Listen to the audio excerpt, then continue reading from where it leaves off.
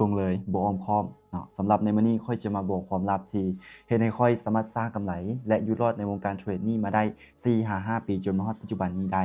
เนาะค่อยจะมาบอกความลับเนาะความลับที่เฮ็ดให้ค่อยนั้นเทรดมีกำไรมาฮอดปัจจุบันนี้ได้นะมันง่ายๆเลย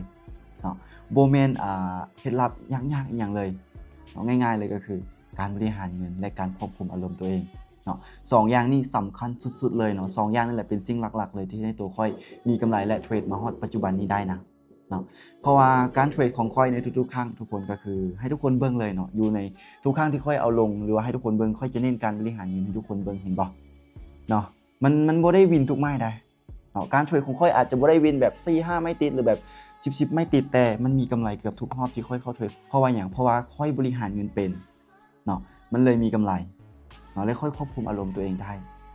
เนาะเวลาที่ค่อยเทรดเสียค่อยเสียตามเป้าค่อยจะหยุดค่อยจะบ่ไปต่อค่อยจะบ่ฮ้อนแบบจะบ่เอาเงินในพอร์ตของตัวเองมาเทรดต่อค่อยจะพยายามรักษาเงินต้นทุนเอาไว้หรือเวลาเทรดได้ตามเป้าค่อยก็จะหยุดค่อยจะบ่ให้อารมณ์เข้าครอบงำตัวเองได้ขาดจะบ่ให้ความโลภเข้าครอบงำตัวเองได้ขาดเวลาที่เทรดนี่กำไรค่อยจะบ่ได้เอาหลายเนาะค่อยจะเอากำไรประมาณ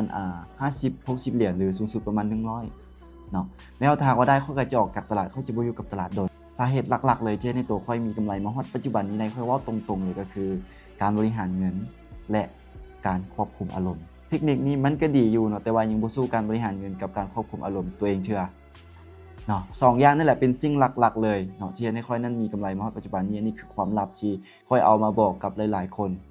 เนาะอยากให้แต่ละคนเนาะฝึกควบคุมอารมณ์ตัวเองแล้วก็ฝึกบริหารเงินให้เป็นเนาะการบริหารเงินนี่มีข้อดีหลายอย่างเลยทุกคนยกตัวอย่างเวลาที่เฮาเทรดเนาะทุกคนเนาะถ้าว่าทุกคนเทรดพลาดเนาะทุกคนไปออเดอร์แรกพลาดออเดอร์2พลาดออเดอร์3พลาดแล้วออเดอร์ที่4พลาดอีกมาวินออเดอร์ที่5ออเดอร์เดียวเท่านั้นทุกคนจะสามารถดึงทั้งต้นทุนและกำไรที่มันเสียไปนะคืนมาได้ทันทีภายในไม่ที่5นั่นเลยภายในไม่เดียวนั่นเลยเนาะอันนี้คือข้อดีของการบริหารเงิน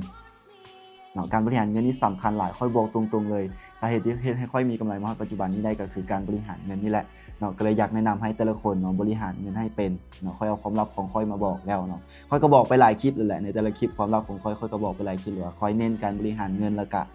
เน้นควบคุมอารมณ์ตัวเองเป็นหลักๆเนาะความรู้ก็สำคัญเนาะความรู้ก็สำคัญคือการความรู้เกี่ยวกับระบบความรู้เกี่ยวกับพื้นฐานความรู้เกี่ยวกับเทคนิค